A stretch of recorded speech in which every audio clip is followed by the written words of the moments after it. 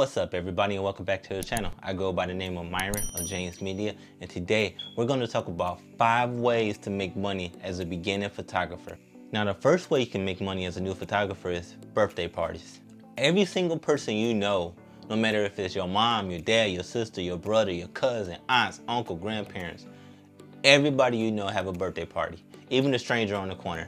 Now as a new photographer, you may not have a lot of skills when it comes to shooting people or the basic settings in your camera. Birthday parties are the perfect way to get started. Now since you are new, you don't have a lot of experience, so I would say charge around maybe $75 to $100. And you know what you do, you just write a list down of all your friends, all your family members, write their birthdays, see who birthdays fall in that month, maybe within the next 2, 3, 4 weeks.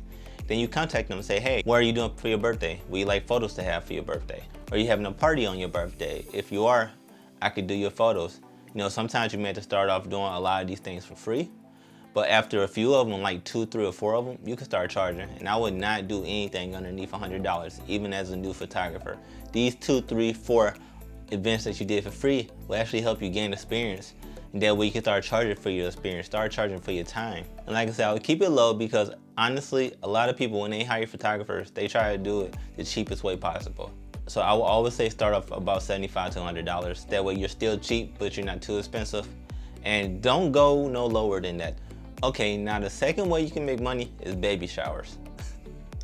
The reason I'm laughing is because I always got hired to do baby showers. For some reason, people like my photos, they will always hire me to do that baby shower. And I was cool with it for the most part, but what I realized is that when most people pick out their venue, they don't do it with the photographer in mind. They do it trying to save money. But the thing is, if you're hiring a photographer, you need to make sure your venue or wherever you're having it at have good lighting. That way the photographer would come in, set up what they need to set up, take your shots, and you would get amazing photos.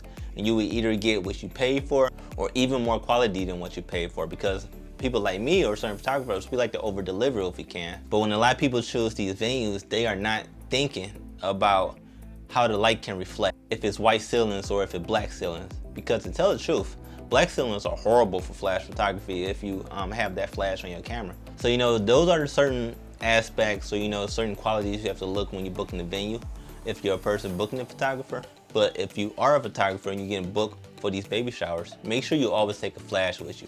Now if the venue is really well lit, then honestly you could just throw a speed light on your camera like a Godot Young Nuo, and now those will work amazingly. I had some great photos come out that don't even look like I'm using a flash on my camera, because the venue itself was well lit and it had white ceilings. So the way that the light bounced off the ceilings or the surrounding environment made these photos look amazing.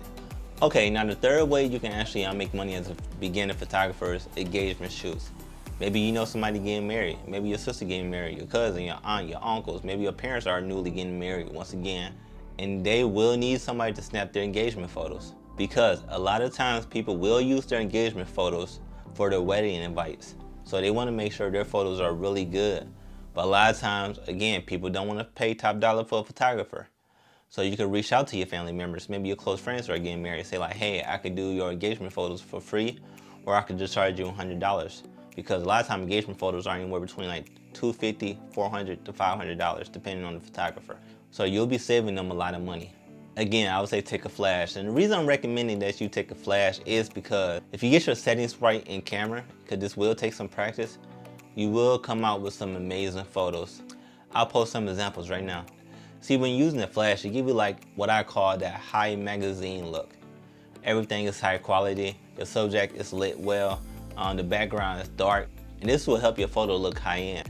And since the flash can actually help you make sure that your subjects are well lit, you'll have less of a chance capturing motion blur in your photos. Now the fourth way you can make money as a new photographer is doing headshots. You can reach out to a company, again, friends and family.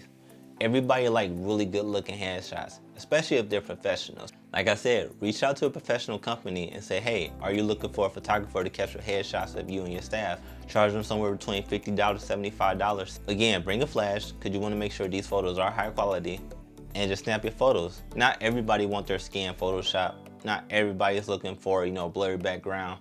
Some people are just looking for simple headshots. And this is something you can easily do, especially if you have a good lens on your camera.